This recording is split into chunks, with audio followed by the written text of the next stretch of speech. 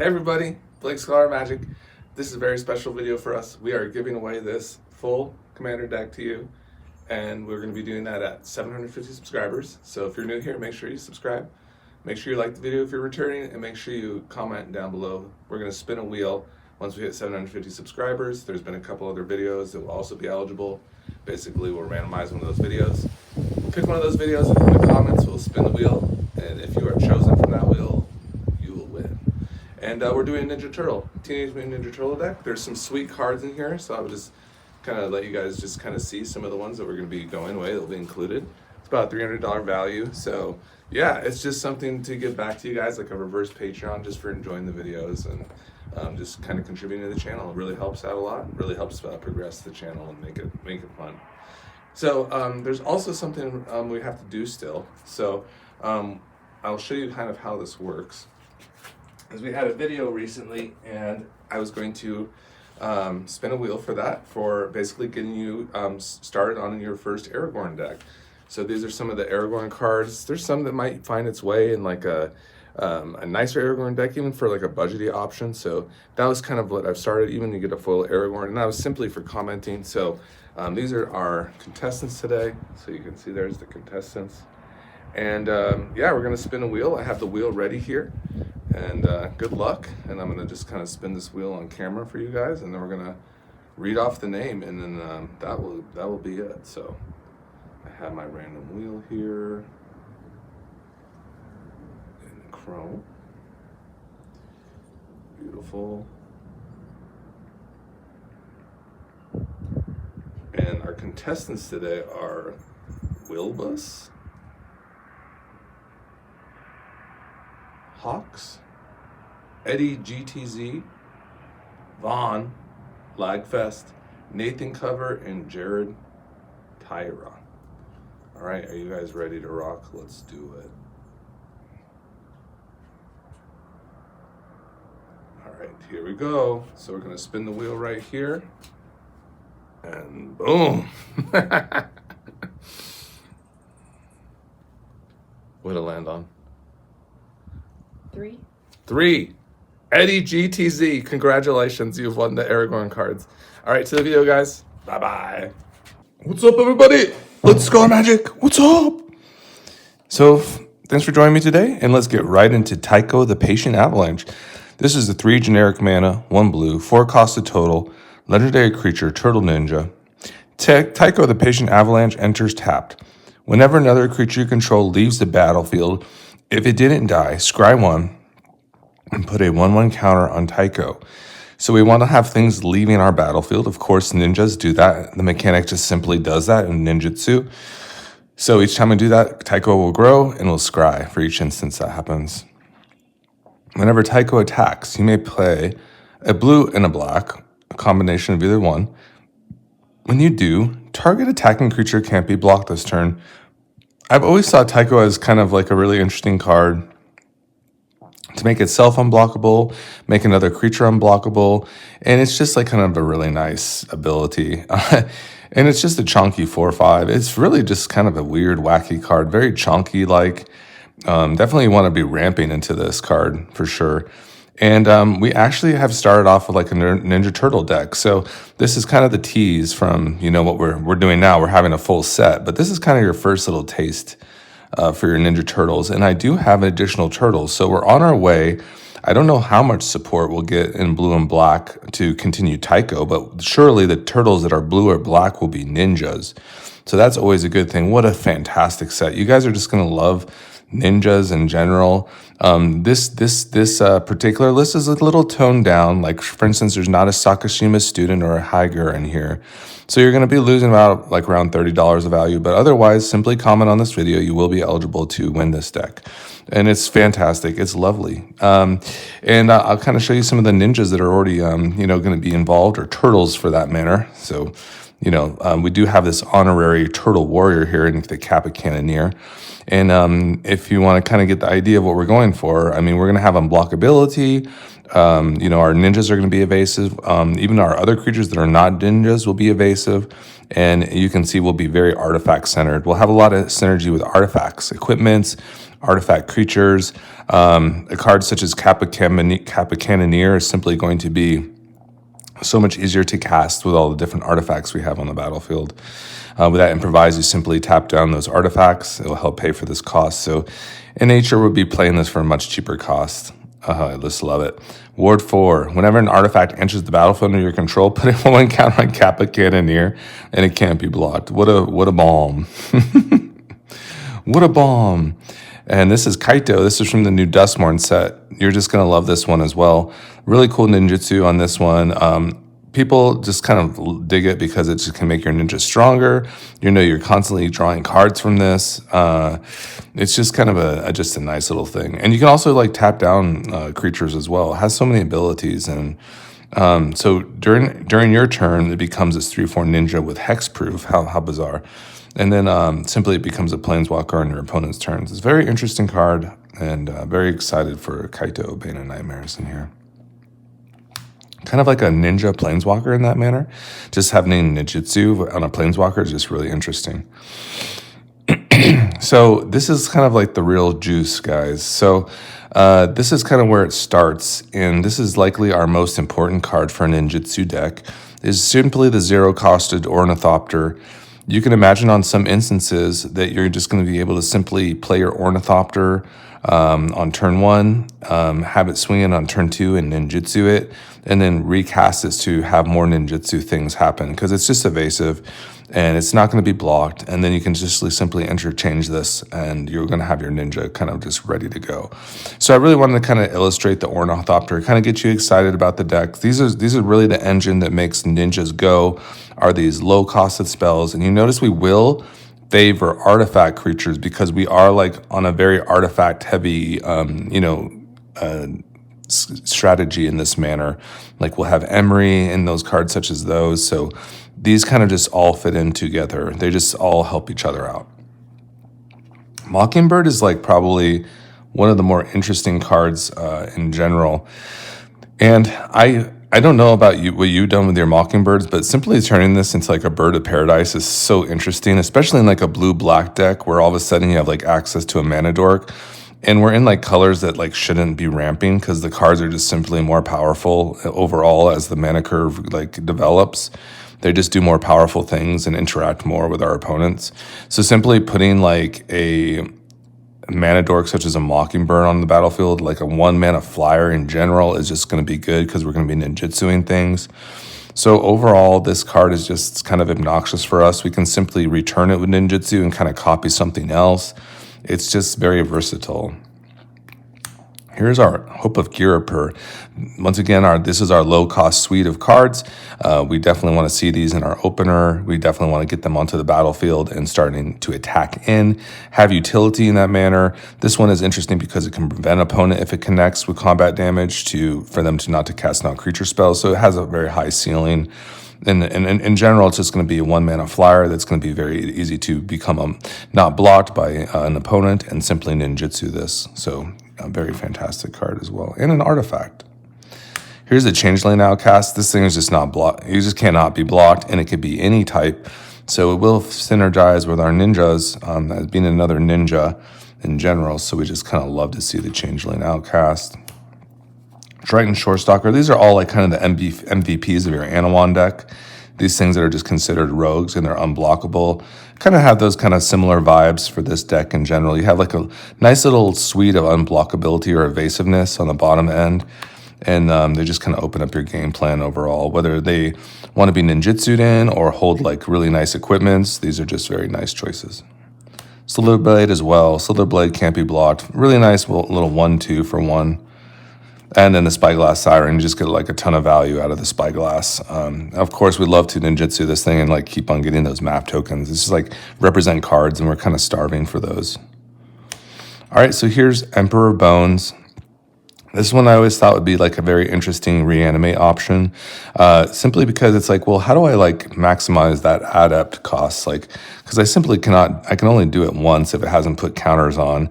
This thing says whenever one or more 1/1 counters are put on Emperor Bones, put a creature card, exile with Emperor Bones on the battlefield under your control with a finality counter on it. It gains haste, sacrifice at the beginning of the end step. And that add up to will work once. So this is just an interesting option where we have the Emperor Bones down, we move to combat, we bring out a creature from our opponent's side, have a 4/4, and whatever that creature is, kind of swinging it, and then perhaps ninjutsuing the Emperor Bones back, and then kind of resetting this process over again. Because it just might be difficult to interact with. A 4/4 might not always be the nicest thing to interact with. So there might be an opponent where we can get in and try to get value in that manner. I thought like overplaying like a sorcery speed reanimate spell. What if we could get like repeatable value out of our ninjutsus? And really try a really high quality card like Emperor Bones, just super high quality. Like whether or not like you are getting that reanimate, at least you're getting like graveyard value. You're taking away cards from the graveyard. You have probably a really nice reanimate that you did with it. It's just a lot of value in general. So I'm a big fan. So let's get into our ninjas. So these are our really sweet ninjas that we have. And this is just kind of going from the top to the bottom, as you'd say. You can see there's big bomb ninjutsus, like, this one costs 6. And you might be like, 6? That's like, how are you ever going to do that? Don't worry. I have plans. You will see. I have plans. You're just going to love it. You're going to love how we're going to reduce these ninjutsu costs. But after all, if we do ninjutsu this particular card, it will cost 1 less than it would, and whenever this does combat damage to a player, look at that player's hand. You may cast a spell from among those cards without paying its mana cost. So what's really cool about ninjutsu is that once the blockers are not declared on a creature, you can ninjutsu that. You have the option to ninjutsu, so if we had this card and we had the mana, we would. And this thing would slam in. There's no way to interact with it. Like once it's ninjutsu'd in, it takes the place of that attacking a creature in that attack phase, and it does the damage. So this is going to give you a lot of value. If it continues to deal combat damage as a big chunky 6/5, and obviously on that first instance, you're going to look at that player's hand and may cast a spell from among those cards without paying its mana cost. That's really interesting. Here's Ink Eyes. Just the issue with Ink Eyes is it's like you'll notice sometimes on turn 3 in this deck, you're just like, oh, I can do like an Ink Eyes thing. But there's no creatures in the graveyard yet. That's the one thing about Ink Eyes. But when the Ink Eyes gets going, it's really getting going, and you're going to be having options to take a creature card from a player's graveyard and put it under your control. So that's really nice. So it does the damage to the player, and if have a particular creature in that graveyard, you get to just simply put it on the battlefield. And it has that regeneration for 2, so that's really nice. Really cool. 5 ninjutsu cost, 6 mana to cast. Here's Orochi. This is like the Rev, the Tithe Taker of ninjas. So there you go. And this particular card has a ninjutsu 4. Whenever one or more creatures you control deal combat damage to a player, create a treasure token and manifest the top card of that player's library. How fun is that? Oh man, this is like the real juice, guys. Some really powerful cards. You can just get value, lots of value. There's Fallen Shinobi. I remember the Nipping and Nerds, when I started watching Magic on YouTube, they were talking about the Fallen Shinobi, and then I read it and I was like, oh, that card is super sick. So it's 4 ninjutsu. Whenever Fallen Shinobi deals combat damage to a player, that player exiles the top 2 cards of their library. Until end of turn, you may play those cards without paying their mana costs. So good. Zombie Ninja. So sick. Here's the Throat Slitter. So you get some nice removal with ninjas too, just from simply having them ninjutsu in. So ninjutsu, 2 generic, 1 black. Whenever Throat Slitter deals combat damage to a player, destroy target non-black creature that player controls. Fantastic. Absolutely amazing. Ingenious Infiltrator, ninjutsu, blue-black. Whenever a ninja you control deals combat damage to a player, draw a card. Fantastic. That's whenever a ninja at all. So all your ninjas will basically become Gixified or Enduring Curiosified. And that's just an amazing ninjutsu cost too. Really, really good one. Here's a Ninja of the Deep Hours. This one will just see itself when it attacks in to draw a card. Whenever Ninja of the Deep Hours deals combat damage to a player, you may draw a card. We love the Mistblade Shinobi. Whenever Mistblade Shinobi deals combat damage to a player, you may return target creature that player controls to its owner's hand. Fantastic. So yeah, nice little bounce there. Yuriko, just to kind of be like the most obnoxious ninja. And it's not in our command zone, so it doesn't feel as bad. But I would imagine that any game, like when we have Yuriko on kind of cooking, the opponents are going to be hurting. And we have some really high costed spells in here in general. Like some of these ninjas are just like very expensive. Like this particular one. I mean, that's just a high cost mana spell.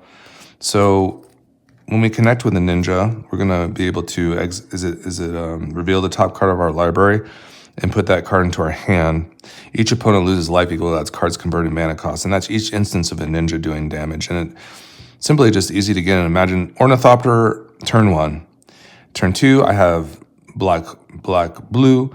I attack with my Ornithopter. No one said, no problem, it's fine. And no, it's not fine, because the Yuriko is on its way. And it's going to slam in, and we're going to draw. And we're going to reveal and put it into our hand, and then also reveal that mana value, and each opponent's going to lose that much life. So really a lot of value, and then we just kind of set our Ornithopter back down. We continue ninjutsu things as we're drawing gasoline, and we're just going to continue the pain train. So yeah, obviously a very powerful ninja, the bane of many people's existence. Here's Nashi, Moon Sage's Scion, and just another very powerful ninja.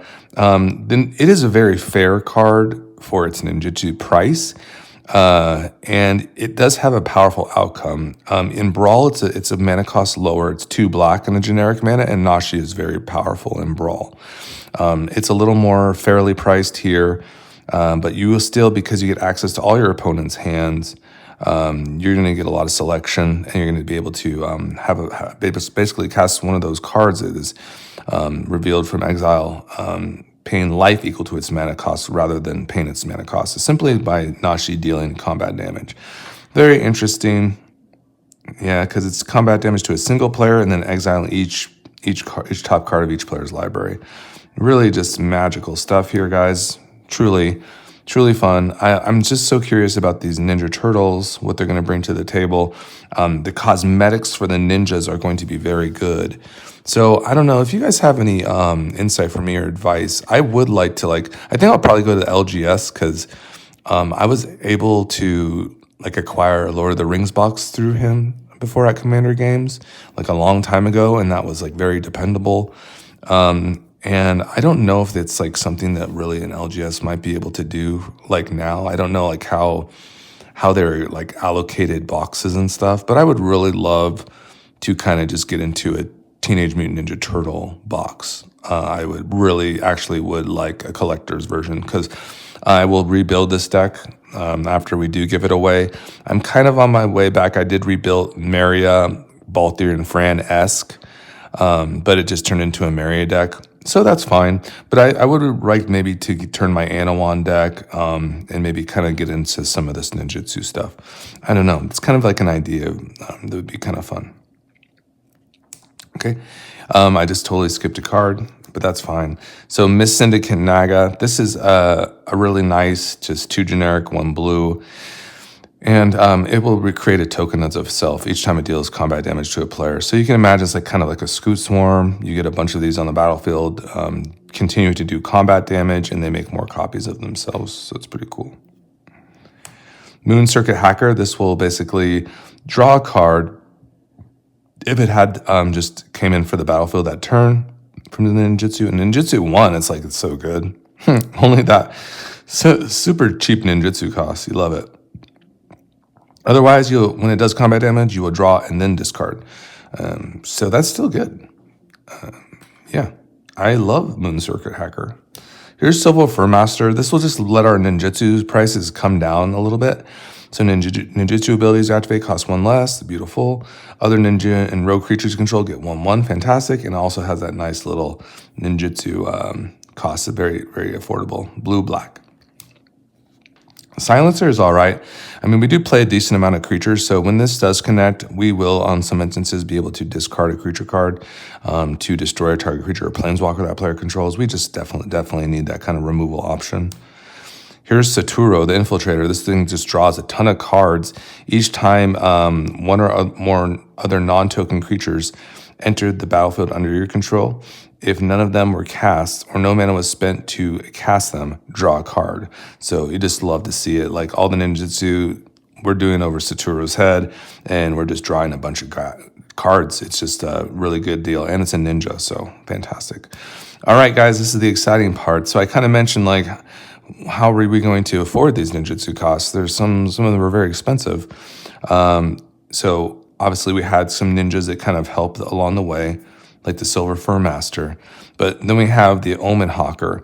And this one's going to be amazing because we can pay into our equipment abilities, the equip cost of things, and our ninjutsu abilities with the Omen Hawker. It's basically a soul ring for our abilities in that manner. So for 1 blue, we get this creature that says add colorless, add blue. Spend this mana only to activate abilities. So if I, for instance, had like that Nashi that has 4 generic mana, or 3 generic mana and a black, I could tap down the Omen Hawker, and then I would simply only have to pay another generic mana and another black mana, and I would have a ninjutsu from Nashi. So it's just, it's so good. It's so good. Guys, let's. I want to give this away sooner than later. The only way you'll be doing that is probably by sharing this video out, because it's just hard to get. It's a lot of competition. There's a lot of videos. I get it. People are very good at YouTube. I mean, they have quite an audience, but I feel like this should be like a really cool video to kind of get inundated to the channel and just kind of see what we're all about. We do go live some weekends, and we just build decks from scratch. And that's kind of how this has been going on, and it's a really good formula for us. It's very satisfying. So yeah, the Omen Hawker is just juice. It's just gas for this. Soul Ring, obviously, it's like that. It's like the third Soul Ring of this deck. The third one being like the Enigma Jewel. This card is just absolutely gas here as well, where I will simply be able to tap this for two colorless mana to go for our abilities as well. For that, 4 or more non-lands with activated abilities, that could be like our equipments. You can get this thing. Locus of Alignment has each activated ability of the exiled cards used to craft it. You may activate each of those abilities only once each turn. Whenever you activate an ability that isn't a mana ability, copy it. You may choose 2 targets for the copy. Okay. So there's that. There's an Enigma Jewel. Activated abilities. Yeah, I don't know if we have too many of that. I don't know if we're going to be crafting this, but we will definitely be using it for its mana. That is for certain. Okay, here is the Etherium Sculptor. So this is just a crazy creature. It is an artifact itself, what we just love. We love to see things that are artifacts, trust me. This thing being an artifact and also reducing the cost of our artifact spells by 1 is just fantastic. And additionally, kind of the honorary 4th Soul Ring member of the team, but does cost 4 mana. But the first activated ability of an artifact you activate each turn costs 2 less to activate. So that's going to reduce our reality chips, any of our equipments. We're simply going to be playing them on a much cheaper cost, and also likely for free in those instances. So, or just at least reducing them to a manageable level. You can also kind of get your artifacts kind of weaponized for the -2, which are very interesting kind of features. You could also draw 2 cards and discard 2 cards unless you discard an artifact card, so we can definitely get some value out of it. And then for the -6, which is definitely possible with a Tezzeret, you get an emblem with whenever an artifact you control becomes tapped, draw a card. So it's very like a very glorified value engine / mana rock, I'd say. Here is Emry, Lurker of the Loch. We're going to be playing lots of artifacts, generating lots of treasures. We even play like lands that add to the artifact count as well. This is just like the blue kind of cheating stuff where we get into like the value. Like artifacts like kind of keep our engines going, so to speak, so we can continue to get more ninjutsu cards and progress our game plan. Emry's going to be played on a very cheap manner. Maybe for 1 blue, sometimes a little more for 2 mana, but it's still a fantastic card. We'll mill a bunch of cards in our graveyard, and then Emry will be able to access one of those artifacts from the grave and cast it that turn, one of our choice. Fantastic. So here's like kind of the start of like what we want to do with our artifacts. So we definitely want to keep in mind our evasive aspect of this deck. We don't have to ninjutsu everything. We can kind of get some creatures like Taeko to stick and start getting value from equipments because they will have unblockable creatures, many of them. So Priant Blade is a really cool 1 mana artifact. That equip cost is a little higher, but like we had talked about, if you have a Tezzeret on the battlefield, you can have that. If this is the first ability you activate, such as the equip cost, you can just freely equip that for no mana, and that'll be fantastic, right?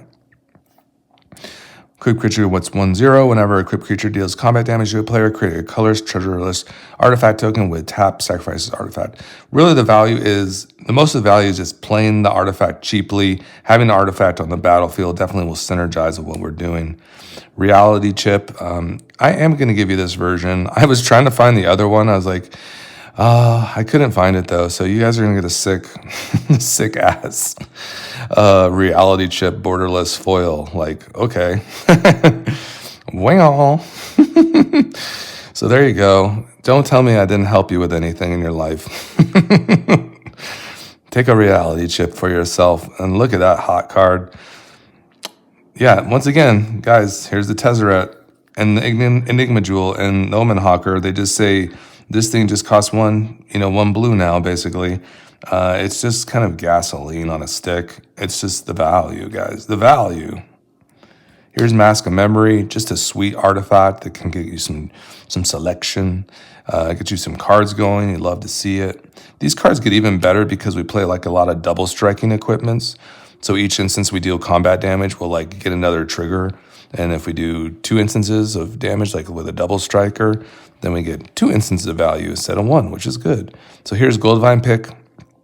Equip creature gets 1/1. Whenever equipped creature deals combat damage to a player, create a treasure token. Equip 1, love to see it. Here's the Inquisitor's Flail. This is going to be great for Taeko. We'll suit up like a couple things on him and, kind of just go to town with like an Inquisitor's Flail. Because he'll just be unblockable. We'll just make him unblockable, and simply when we deal damage, we'll do double combat damage instead for each instance of damage.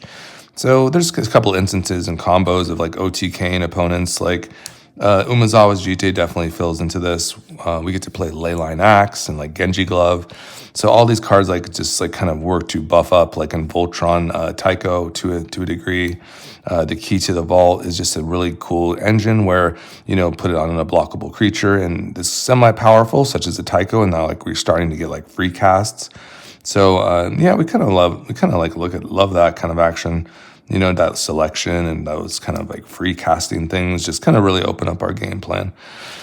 Here's the Buster Sword, also just a really nice card. Yeah, and I am giving this a deck away. I know it's crazy, but it is what it is. It's what we do, guys, and you guys love it, so thanks again for coming for the ride. Hoping I maybe can have a creator status for this summer. That would be really cool at the Vegas Comic Con. And then I could really hang out with you guys and you'd be like, hey, yeah, it's me. That's me. That's me, that crazy guy. That crazy guy that does giveaways like this. You are going to get this deck. One of you will. It's true. Ask Rowan. He got my Balthier and Fran deck. It's kind of sad. But sad to give away, but also fun. So there's a Buster Sword, just kind of busted with, additional combats, basically, and double strike. Sword of Fortune Frontier, similarly, like just in value engine gasm. Just amazing amount of value for that card. Fire Shrieker for that interesting double strike on an artifact. Kind of love that. Leyline Axe is just that really nice opener. I love Emry lines where, you draw a Seed of Synod, in your opener with Emry, and you have a Leyline Axe. And then all of a sudden you have two 2 artifacts on the battlefield and you're playing Emry on turn 1. We kind of did something like that during the Goldfish of this, like a while back. It was like a really crazy, like Leyline Axe Emry, opener. It was just like absolute gasoline. So that does happen sometimes. It just kind of lines up, and then you just have like so much value. It's like the opponents are just like drowning. You're just like getting ahead of them in every single way. You're already like having like 2 permanents on the battlefield that like are doing stuff. So very interesting stuff in general. Leyline Axe is like really cool double striker. Genji Glove is that really just a card. I love just putting these on like a Spyglass Siren, like a sword, a Forge and Frontier, and a Genji Glove. Simply is, I think it turns like your Siren into like a 4/3, and then for each instance of damage in the air, and there'll be 4 if it's unblocked. You're just going to get so many exiles and so many additional land drops to the turn. The value is really, really something. Hilder Blade from Final Fantasy. This one snuck up from the newer set. I think it's really good with ninjas. If turtles are a standard set, maybe like the Hilder Blade will be popular because it's kind of like, imagine like a fatal push type of effect. It's not instantaneously, like where fatal push can like just kind of be turned on. You have to wait till the end of the turn. And if a non-land permanent left the battlefield this turn or a spell is warped this turn, attach this equipment to a target creature you control. So that each of those ninjutsu instances, it's just like basically an easy way to equip our like Taeko and really buff him up a little bit, a little extra action.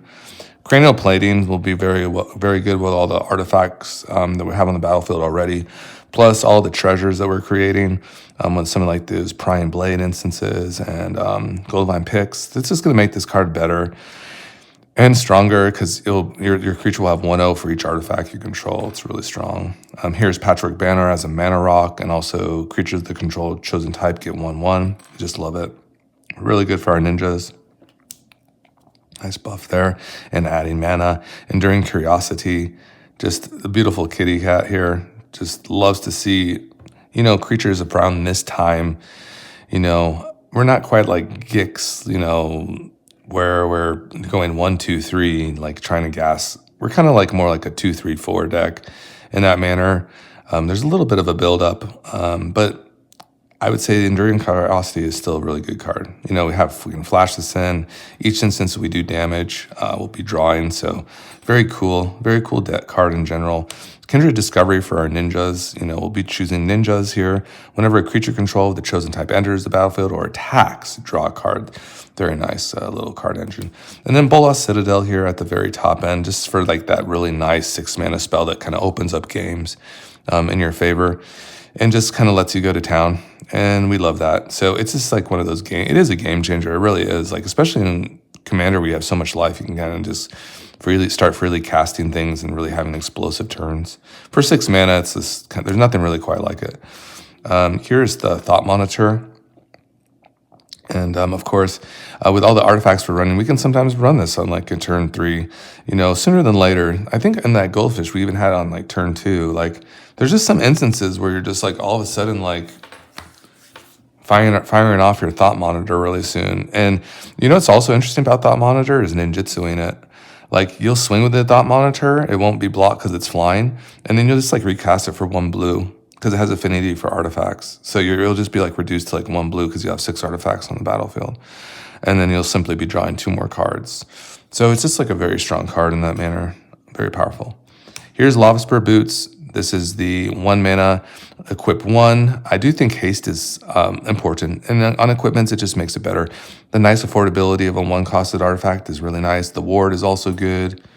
3 Power Suit will also grant some ward for us, and like just love to see more equipments on the battlefield in general to get a little bump up for the creature it's attached to. Similarly, Swiftfoot Boots will give you that hexproof. You'll still be able to attach equipment. It's not like a Lightning Grease where your creature has Shroud. You'll be able to put more things on it with the Swiftfoot Boots, which is nice. They won't fall off. So your equipments will stick with the Swiftfoot Boots on. Nice low equip cost there. Just love to see that as well. And let's kind of get into our acceleration. We have our beautiful Dark Ritual for 1 black, add 3 black. Fantastic. We have the Iron Crag, which can actually become an equipment, which is really nice. So there's that. and that is just going to add generic mana, or colorless, excuse me, and then when a legendary creature enters the battlefield under your control, you may have the Iron Crag become a legendary equipment artifact named Everflame, Hero's Legacy. If you do, it gains equip 3, and equip creature gets 3/3 and loses all abilities. So, yeah, it's just nice. It's just like a nice little equipment option later in the game if we need it. There's Arcane Signet, fantastic, little rampies there. The Dowsing Dagger, just for us, we have such a good evasiveness in here. Like you've seen, we just simply have like unblockable creatures. It's very Anawan-esque where Dowsing Dagger is just like so OP. Like, who cares about giving them plants? You're just going to swing in with your unblockable Changeling Outcast with this on, and then all of a sudden you're going to have like a rainbow land. You're just going to like, just go totally like, AWOL with like this beautiful Lotus land. So here's Lost Vale. Add 3 mana of any one color to your mana pool. Fantastic. We simply just have to connect with this with a creature attached to it. It's beautiful. Nice little ritual kind of effect there. Dimir Signet.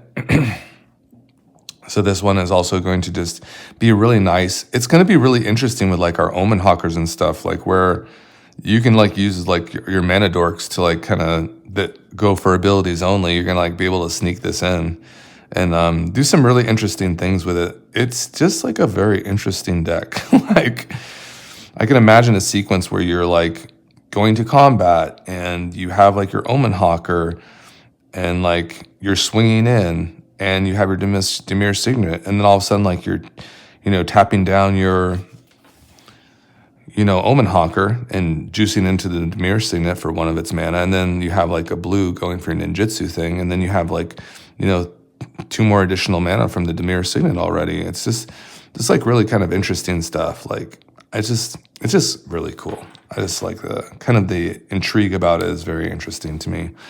Here's the Talisman of Dominance. Add a colorless or add blue or black. Talisman of Dominance will deal 1 damage if you do that blue or black. Here's the Battle of the Big Bridge. This is Fatal Push. This is like our spot removal. It's very cheeky.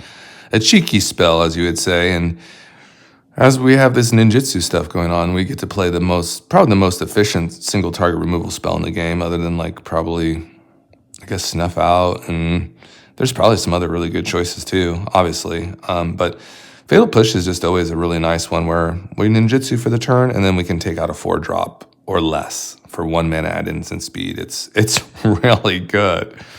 It's really good. Dang, it's good. Here's Toxic Deluge, and this is just like a nasty board wipe. Sometimes we need these. People can get out of control. So sometimes we need to bring them back down to earth, and the Toxic Deluge can do that. We do run Snow just because we have Faceless Haven to act like as another ninja, and it's not the worst sweeper. It just definitely hits everybody. It can bring back one of our creatures from the graveyard, kind of give us a leg up to continue progressing in pressure. Here's Castle Locthwain, just for some card advantage. It will enter the battlefield tap unless you control Swamp.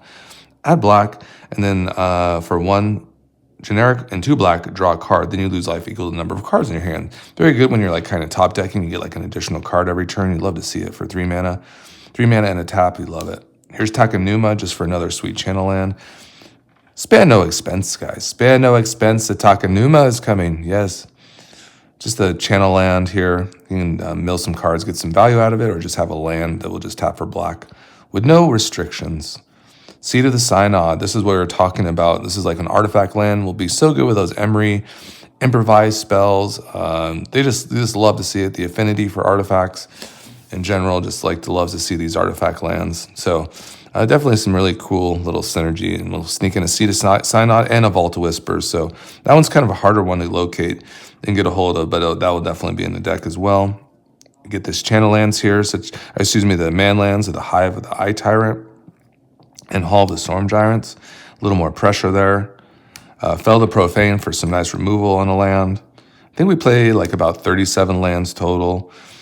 We do play like a low to the ground kind of artifact synergy, so it's fine. Has been pretty good so far. Hagra Mauling from some little bit more removal there. Bojuka Bog to hit the graveyards. Glasspool Mimic to copy, have the option to copy one of our creature spells or act as a land. Command Tower, Polluted Delta, little fetch land there. Here's our duels and our fetches. So Fabled Passage is good fetch for our basics. Darkslick Shores for nice dual land. Watery Grave to be fetchable with our Polluted Delta. We'd love to see that. Underground River.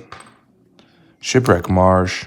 Some really nice like value, duels. Temple of Deceit. Nice little scry land there. Drowned Catacomb. Drowned Catacomb enters the battlefield tap unless you control an island or swamp. Clearwater Pathway. Here's our snow. So Ice Tunnel.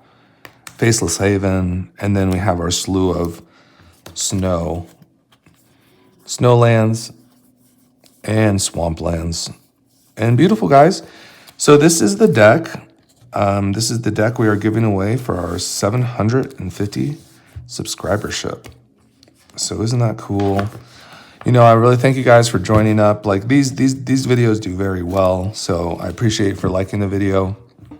It's very fun, and it's fun to give you back to you guys. Thanks for always checking in, and hopefully we get to see each other in real life one day. That'd be very fun. I don't know when TMNT is coming out, but maybe sooner than later. But if it kind of went with that Vegas thing, it would be perfect for us, and that would be coming June. So I would have to say Vegas MagicCon is like my favorite thing that I've experienced probably in a long time, and I cannot wait to go back next year and go back for like every day.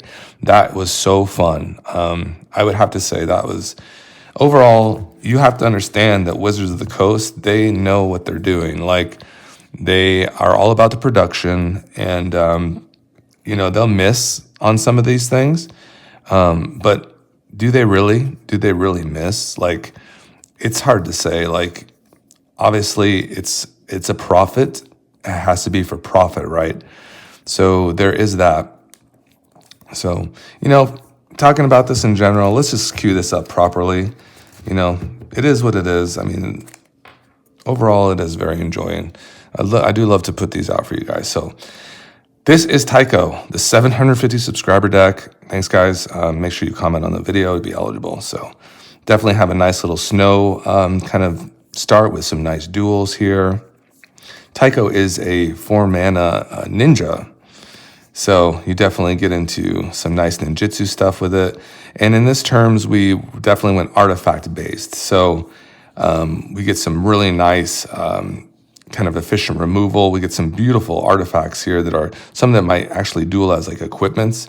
So there's a lot of nice ramp for this deck, lots of value to be had, and lots of ninjas. So definitely have some really sweet cards here that kind of just all work together. I can't wait to take this to the LGS. It's going to be a really swell experience, I'm sure.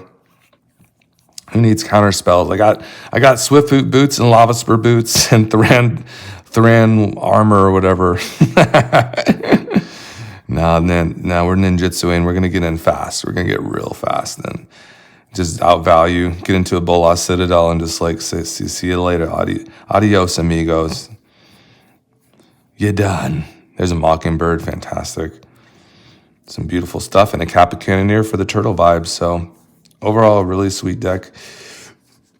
Some Snowlands there, Reality Chip, Tezzeret, and Emry. Yeah, there's some really nice artifact reduction and sweet, as you would say, mana dorks for the activated abilities.